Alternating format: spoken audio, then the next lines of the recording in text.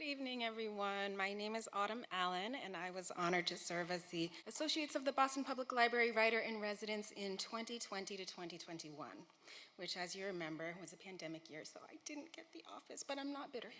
I am so pleased to introduce this year's Writer-in-Residence, Yssis Cano-Santiago. Yssis has a background in public health and foreign affairs and is a Puerto Rican and Mexican writer. But I want to talk about how we just were so thrilled to read the section of the story that we read on the final judging committee this year.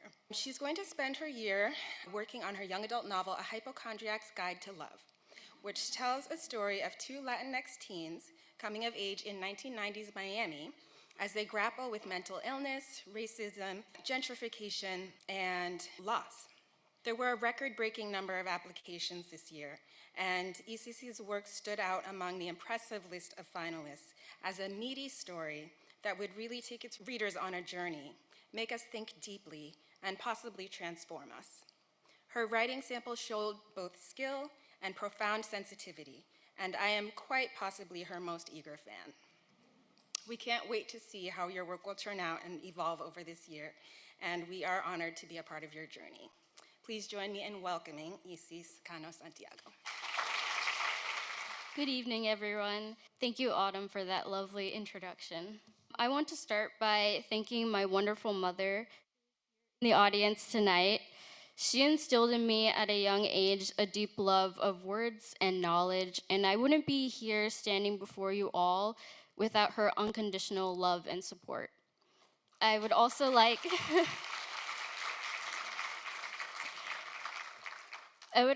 to thank my brother Constantino, my boyfriend Sam and his parents, my abuela who's back home in Orlando, my titi and tío in Maryland, my mentor through the Las Musas book mentorship for unpublished Latinx writers, Lake and Zaya Kemp, Page 15, an Orlando-based nonprofit writing organization that believed in my writing even as a high school student.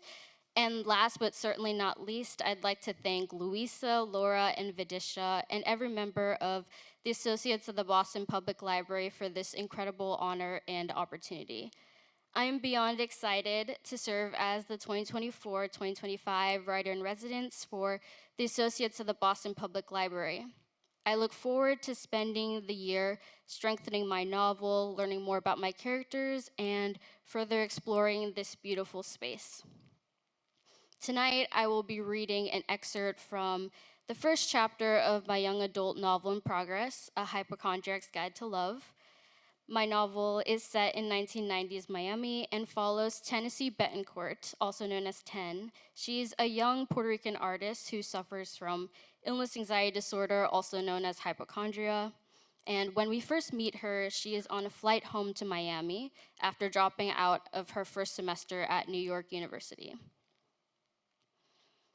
I started dying at the age of 8. The day Mama died, I'd been the one to find her. She was slumped across her bed, her caramel skin turned ash gray, her two-toned lips a royal purple. Her pupils a mere pinprick, like a single dot of black in a sea of brown. But it was her hands I fixated on, covered in splotches of blue and white oil paints from the piece she never finished.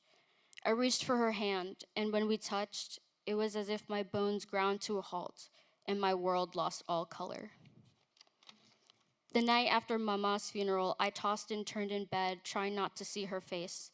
My thoughts remained on the words my relatives whispered at the repast, where I'd stuffed my face with quesitos to avoid talking to anyone. She was so young, dos pobrecitos niños, her disease, it finally reached her heart. Hot bile rose in my throat, my stomach trying to claw its way out. I clenched my jaw and rushed to the toilet, my nails digging into the porcelain as I retched up quesitos and arroz con gandules. I wiped my mouth and focused on the unsteady beating of my heart. What would it feel like for the beating to stop? Would it be like the tight feeling of holding your breath underwater, your lungs screaming for air? Or was it more like skinning your knee, the pain burning but lasting only for an instant? Tick, tick, tick. My muscles tensed and a cold chill ran up my spine. It was the first time, but not the last, I'd ever hear that voice. Whether it was a simple flutter of my heart, an itchiness in my throat, or pounding in my head. I was forced to wonder if it could be something more, something fatal. Up until now, the voice had been wrong about me having AIDS, lymphoma, multiple sclerosis, Lyme disease, and rabies. But one day I'll be right, the voice laid in my ear. It's just a matter of when. Tennessee Betancourt, the annoyed flight attendant, held out my boarding pass, jerking me back to the present. I took it with a curt nod, careful to avoid accidentally brushing my hand against hers, afraid she'd see the patches of dry skin on my palms. Either from excessive hand washing or eczema caused by a potential autoimmune disease, I wasn't sure. I stood close to my gate and read my boarding pass, grateful to have been given a window seat. Not because I cared to look outside, but because I could control the window shade and prevent the strong UV rays from turning my healthy skin cells into melanoma. I looked past the gate to a nearby bar, my mouth filled with saliva as the bartender poured what looked like a rum and coke into a tall glass before topping it off with a lemon wedge. As the bartender handed the glass to a man dressed in business attire, I imagined the cold, fizzing drink in my own hands. My fears of dying an agonizingly slow and painful death, along with the shame I carried for dropping out of college after just one semester, faded into background noise with each sip, eventually settling at the bottom of the empty glass. I tore my eyes away from the bar, bouncing my leg up and down, and reached into my pocket for my needed eraser. I wasn't that person anymore, the one who needed alcohol to suppress the hyper-awareness of my body. I had medication for that now, along with coping mechanisms. I rubbed the eraser with my thumb, letting the sensation of grinding it into a pulp redirect my anxiety. Now boarding flight AA1032 service to Miami, I tucked the eraser away before gripping the handle of my suitcase, the only thing I brought with me to NYU before following the other passengers.